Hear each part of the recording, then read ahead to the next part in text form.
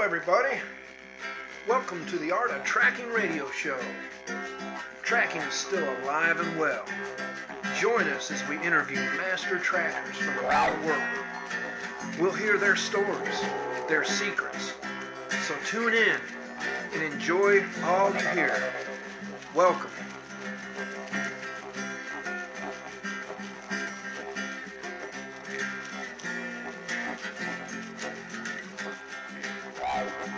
Welcome to the Art of Tracking radio show.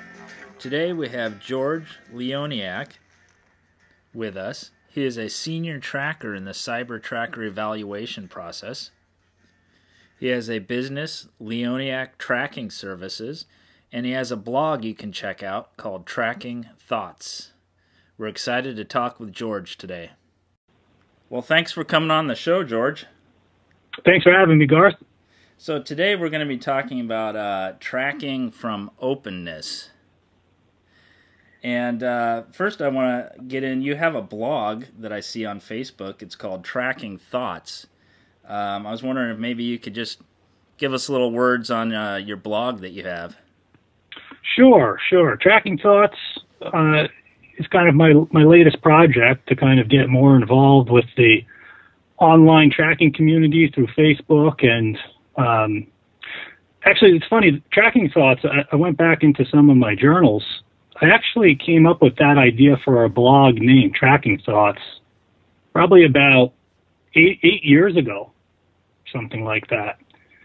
And it was just that I liked the sound of Tracking Thoughts because one idea was about tracking thoughts. Well, these are my thoughts on tracking. But the other side of the Tracking Thoughts really kind of got into kind of the deeper exploration of just how we relate with track and sign on an individual personal level, can kind of get into the psychology of the tracker's mind and those types of thoughts related to tracking. So it was kind of a dual purpose name that I chose. You can kind of read it either way. Yeah, one of the things I noticed is you have it broken down into like three different sections. You have finer points, nowhere but here, and what's this mean? Yeah, and those are kind of the three categories that are really blended together. I know, Garth, you've read most of the stuff on there. Hopefully you see some of the connections and relationships between the three. I mean, I broke them down that way, but to me it's really one big bundle. The finer points is just basically the tracking tips, like the last article I wrote about the raccoon tracks and the which foot is which, and that little, tracking tip of the thumb trick, I called it. I want to try and provide that type of information for the people who are just really interested in wanting to learn more about tracking. And then the other component was the nowhere but here. And the first article I wrote for that was kind of the trail to nowhere but here. And that had more of the kind of philosophical, I guess, underpinnings of some of the material I would discuss on the blog. And then the what's this mean is really just kind of fun for me because I just post up a photograph and let people just come up with what the image means to them, and the topic and conversation can go anywhere, as it has in some of them, and it's really neat to read what people come up with, and then I go back and I kind of talk about what the image meant to me and kind of wrap that all up. Yeah, well, I've been enjoying it, and I appreciate that blog you got. Great, thanks. And I also saw that you have a website, Tracking Services. Is that a business of yours, or what is that? Yes, that's Leoniak Tracking Services. That's one that I've, I guess for the past 10 years, have kind of been operating as a small business. And the primary work that I do through there, I would say first and foremost, is going to be the cyber tracker track and sign evaluations, which I've been doing evaluations with, running track and sign evaluations with that organization for the past almost 8 years now. So I get a lot of business through that, and that's one of my main contacts that people can reach me there. And then also I will do regular tracking workshops, small group workshops. A lot of people will contact me for just one-on-one tracking work locally in the area where we can set up a day or two or a few months worth of work together to go out in the field. And then sometimes I'll get a job that is related to wildlife conservation, wildlife corridors, and professional work like that. Sounds so like that's kind of the overview of Leoniak Tracking Services. Yeah, nice. So to our topic of tracking from openness, what is openness? What are you defining as openness, and how does that interplay with tracking? Right. Well, yeah, I knew that of course that question is going to be coming, and to define openness, well, that is going to be one of the things that's going to be hard to really put one's finger on top of what openness is. I guess the way that I will look at it for myself is the question of what openness is really what am I when I'm going out and tracking? I mean, who am I in this world? Who am I relating to other things? It really connects me back to being that openness in relationship to whatever it is. I mean, we could say writing from openness, speaking from openness, this discussion we're having within openness. So I'm just connecting this idea, well, not really an idea for me, but the concept of openness and putting that within the context of tracking. But also I feel that tracking has a real opportunity for people to connect to that type of openness that I'm describing in a kind of subtle way. Being in the field and tracking has got a real strong connection to the type of openness that I'm describing. Would you say that wandering, I know that with tracking, a lot of times I like to go out and I don't know, I just feel pulled in different directions and just really like that wandering spirit. Is that connected with this openness? Yeah, it's kind of similar. I mean, when I go out into the field, when do I start tracking? I'll ask. Well, I might not even have to leave the house to start that. I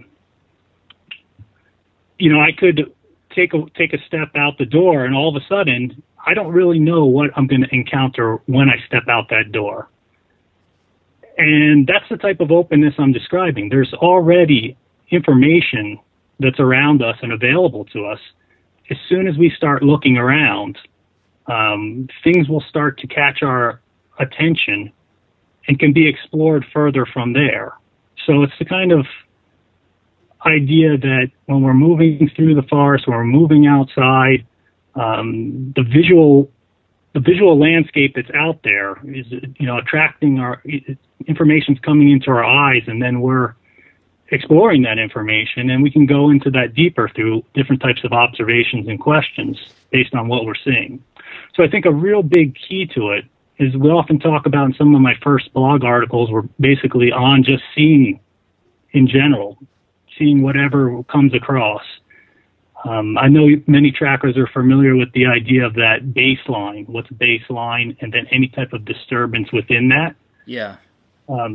That's something that I think really is a big part of having that type of information pop out to us, and then we can get into and explore it further. But the first key thing is really just seeing what is a disturbance and what isn't a disturb. Well, everything can be a disturbance, but what is a disturbance out there that kind of opens the doorway, seeing that before we can get into it. Yeah, so it's also about being present then, because, sometimes you go out there and you got a lot on your mind and you don't even, you're not even observing with your senses so much. So maybe the first step is being present and just practice observing and seeing what's around you. Yeah, I mean, attention to our surroundings. And I would say it doesn't necessarily have to, it's not necessarily an attention, it's an attention of inattention, if that makes any sense. It's not a strive for type of attention. There's a very relaxed type of awareness that comes absolutely natural to us without really any type of effort when we let openness be the thing that emerges and kind of guides us rather than what we think is guiding us. And this is where I'm starting to get a little bit deeper into kind of the idea of what we think we're seeing rather than what actually is there. And I think that's a big thing that I kind of often am plugging on the blog in various different ways, is just what we see compared to what we think we see. Okay, so like maybe our biases of certain things may color what we think we're observing? Yes, and this ties back into what I kind of mean by tracking from openness. You see, we're going to have our biases when we're looking at tracks and sign. I mean, there's going to be a flashcards that go through our mind. We're trying to often identify what it is, right? Yeah. Many of us are out in the field trying to identify things. To me, that's all happening within awareness and openness. I mean, that's all within it. Yeah. But that's really kind of a secondary experience to what is happening, and can actually get in the way of seeing what is actually there in terms of the track and sign. Now, we're just talking specifically about tracks and sign. So, do you follow where I'm going with that a little bit? Yeah, I think so. So, for instance, we could take a look at a set of tracks that we're familiar with. As an exercise, it's hard to do this because after seeing raccoon tracks thousands of times, you often look at that track and all of a sudden, boom, right? It comes to your head right away. That's a raccoon track. So the exercise you can play with is, even though that's that image that word comes to mind right away, we're not talking about trying to kind of shut off thought and say, oh, try to not say raccoon or play any of those games. Right.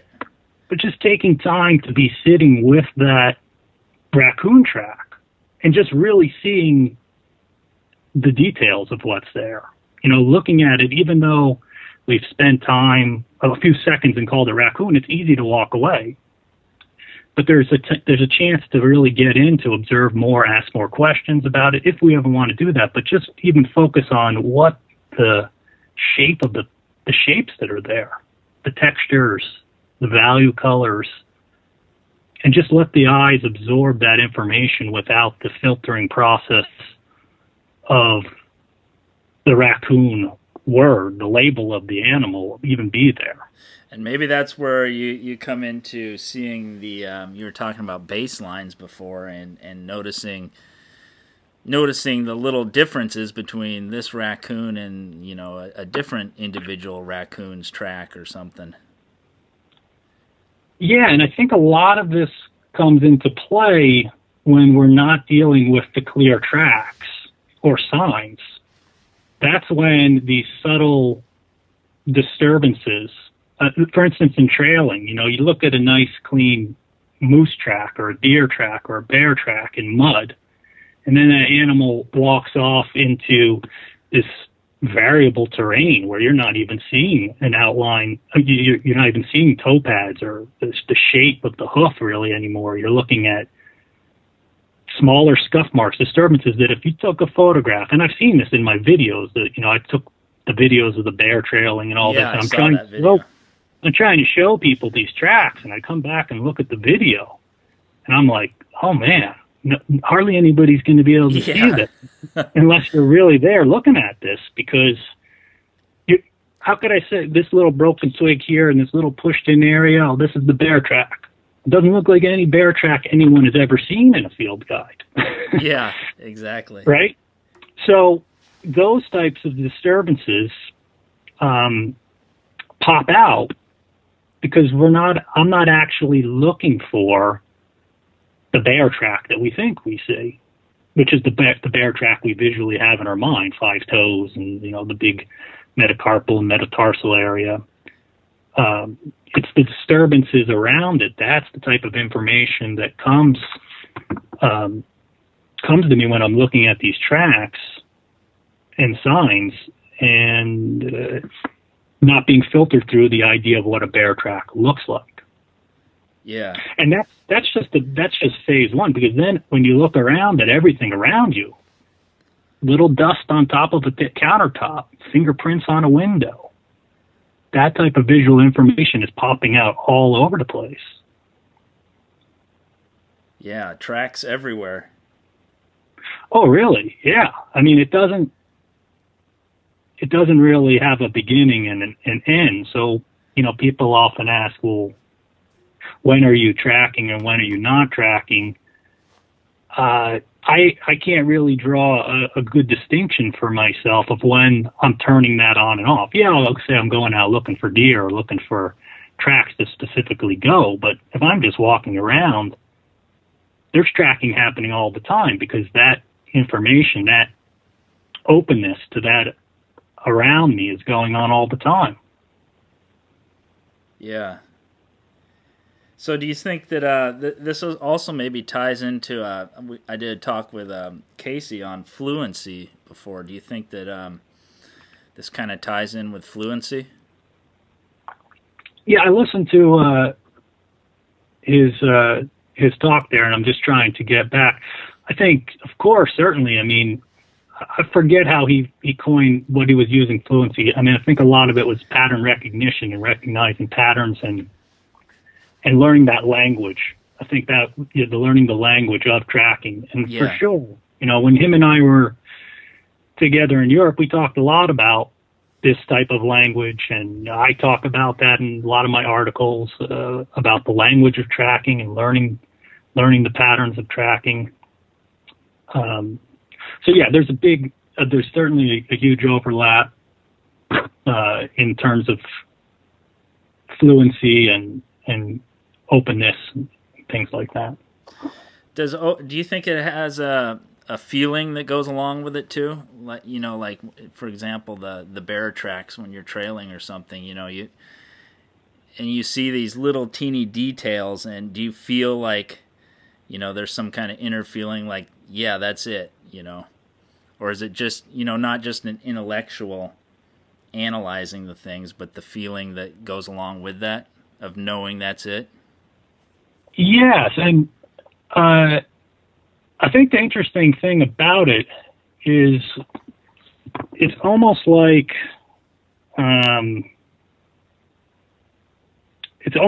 you can get into a rhythm of it that I'm not actually, I don't feel disconnected from what I'm looking at. Yeah.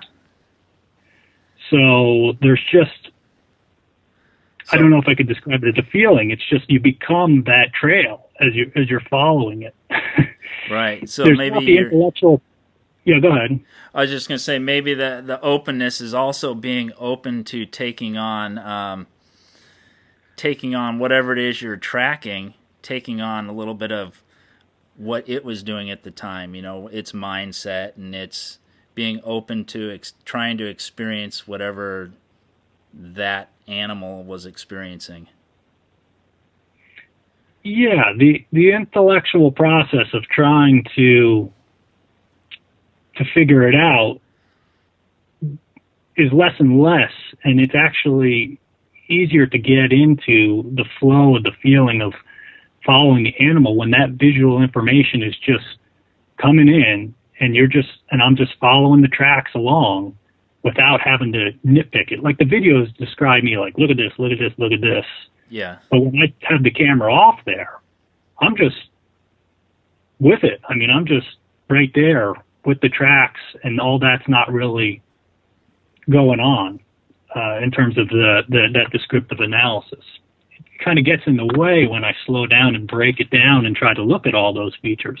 Although I do enjoy stopping and looking and just marveling at the track that was made and taking the time to see all those features, for sure.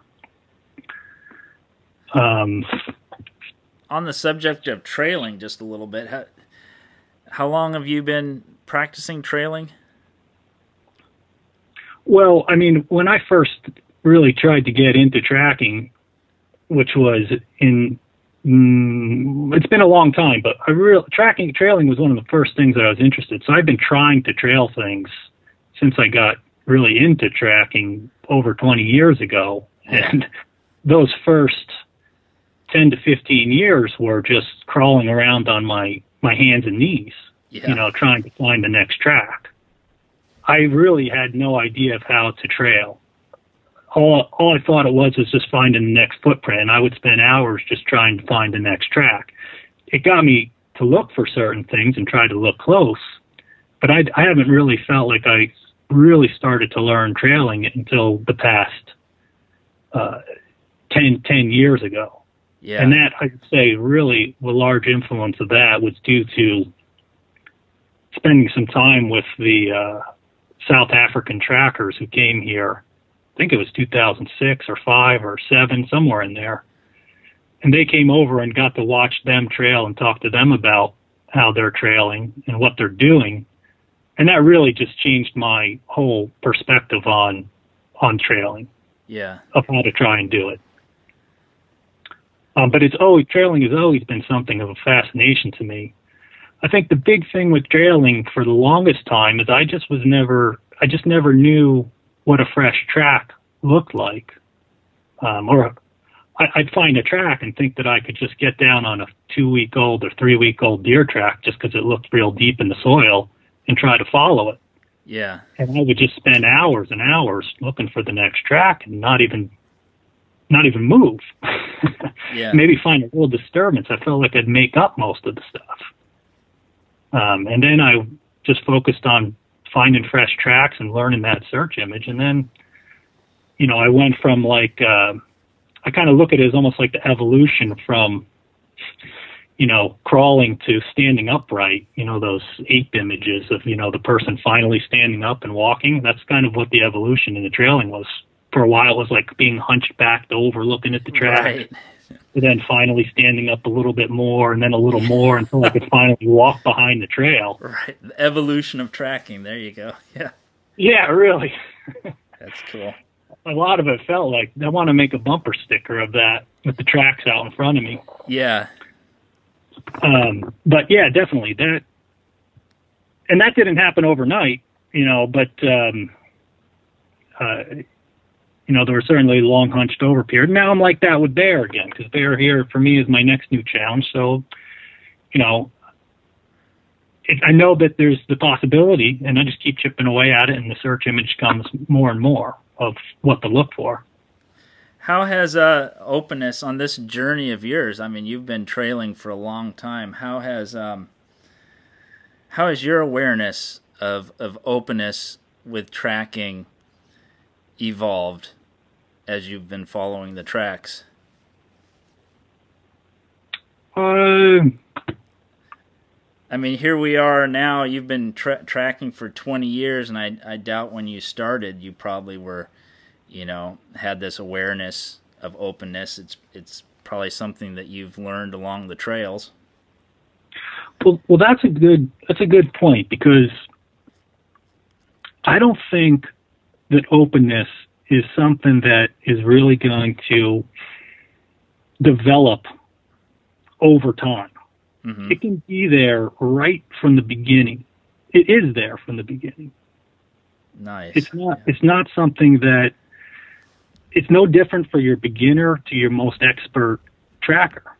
I mean, the only difference there is that I've got a lot of time looking for those search images. Yeah. But you see, for me, that openness was right there in the beginning, before the tracking even, but we'll focus on the tracking. I mean, to walk outside and have those mysteries and look for those mysteries around all the time and being like, I don't know what this is, and and just being immersed in that. You know, that certainly plays a part of. Right. You got to be open to your own curiosities and. Right. Yes. And many people are already in that place when they're out there they're already doing. You see, there isn't something to do openness. I mean, yeah, we're already doing that. So this isn't really like groundbreaking stuff. I think it's just maybe to bring it to people's awareness and attention that tracking has a lot of that openness going on all the time. We're just immersed in that in a really kind of tactile, in a really way that just puts it right in front of our face. Yeah. I saw something on the internet. My friend, I was trying to, I was thinking about this topic, and my friend shared a picture with me. It says, "You can be right, or you can learn," and that, I don't know. That seems kind of applicable. You can be right, or you can learn. Right. Yeah. Yep. So, yes, being in that constant state of learning around us. Even when I think I know something, do I really? I mean, have I gathered everything there is to know about that? Just because I put the correct label on it, that might not really mean anything. Yeah. Did I really see what was there? Just to label it. The labeling is totally cool. I mean, that's how we communicate with others. I mean, I assess people on labeling stuff through the track and sign evaluations. Yeah. But that's only one small little facet of actually being there with that experience of being there with the track or the trail or the sign that we're with, or with another person, or really with many of the things that we are doing. You know, I often in my blog articles, I'll start off with tracking and then kind of extrapolate that out to the further edges to pull it even a little bit beyond tracking to what openness or this type of moving in the world, how it can relate to our relationships beyond just going out tracking in the woods.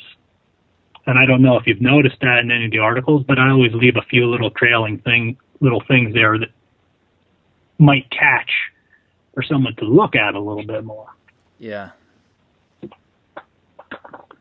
So when you said these trackers from, where was it, South Africa came over?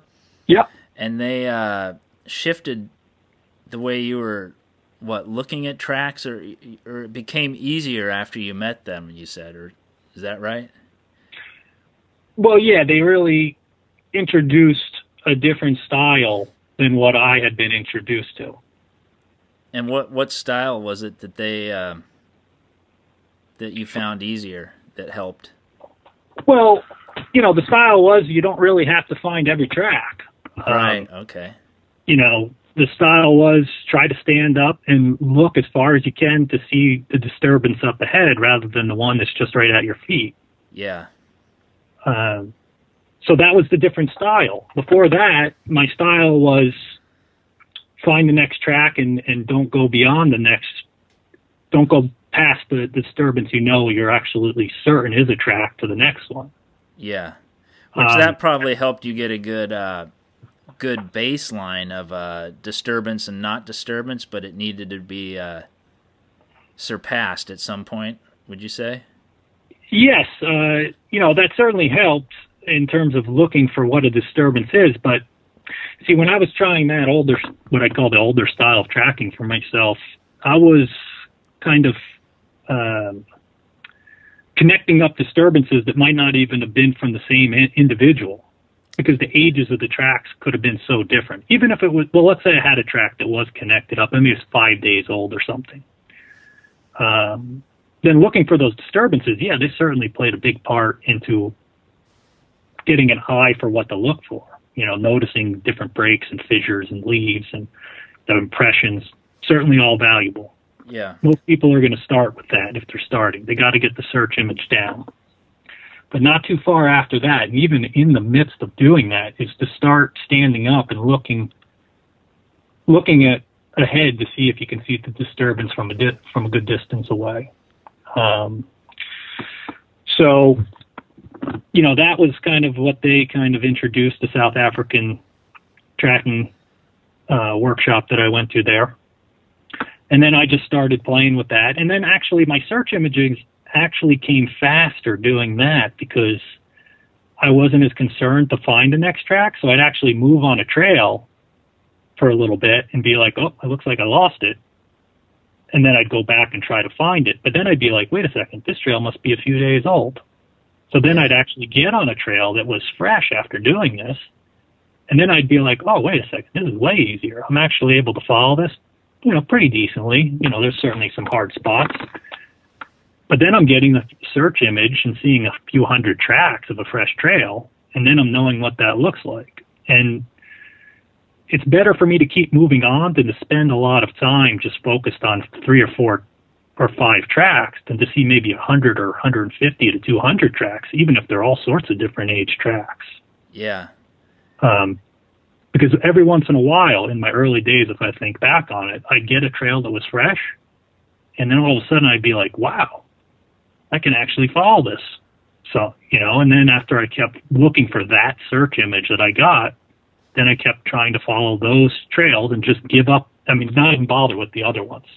Just go out for that day and find a trail that looked like that, and then follow that again, and then follow that again until it just kind of gelled after, 5 years or so of doing that, 6 years, to figure out what that search image was. And then the next phase is then getting close to the animal and all that.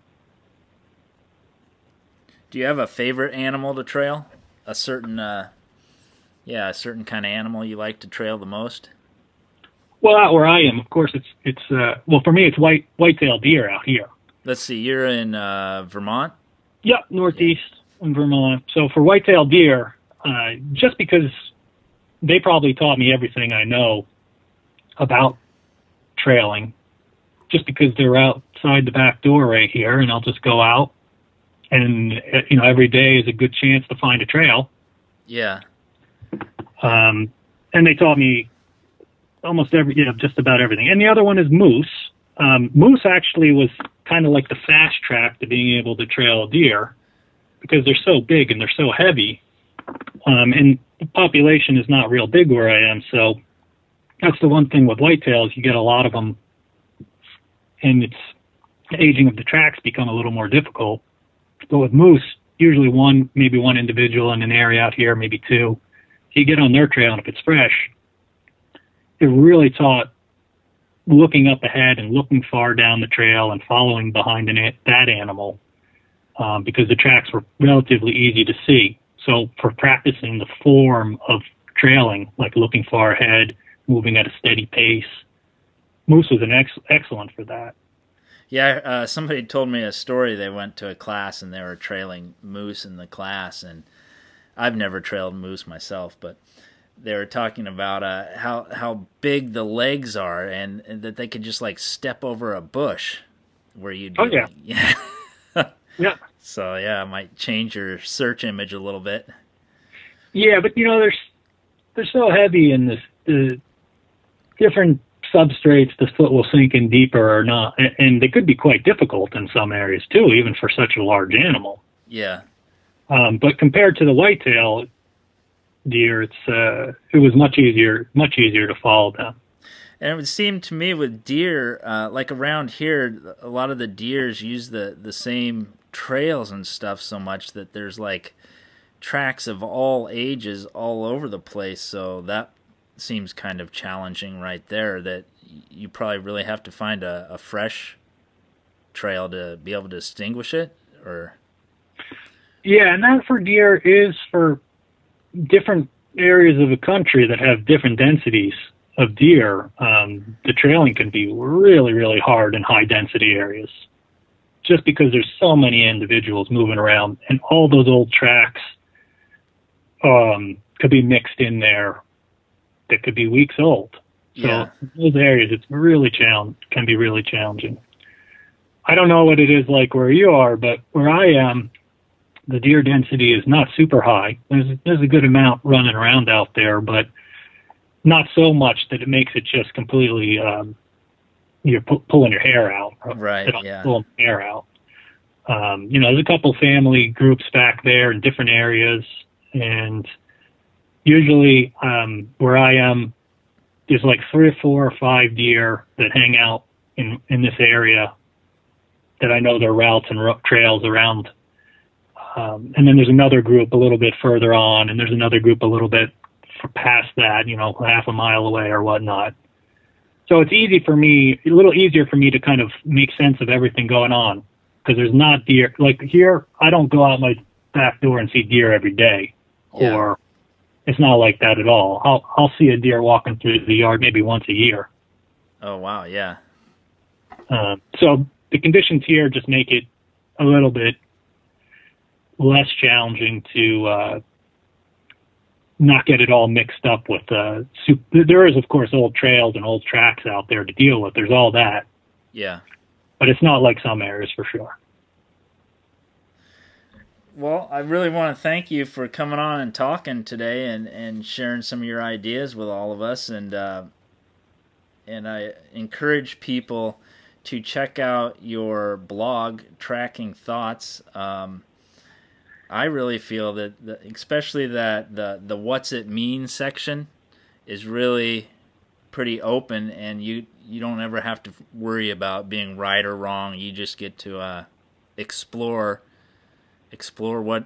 what you're seeing. Mm-hmm. I'm sorry, I think you cut out there. Are you still there? Oh, yeah, I heard Okay. that little blip. I don't know what that was. Okay. Yeah, but thanks, Garth, for having me on. I'm glad we can make this work, and thanks for the plug for the blog. And, good luck, everybody, and happy tracking out there. Feel free to, post on the blog, and, I'll get in contact with me any way you can. And, I'm always open to helping people out in learning this stuff. Yeah, Okay. I hope to meet you on a eval or something sometime.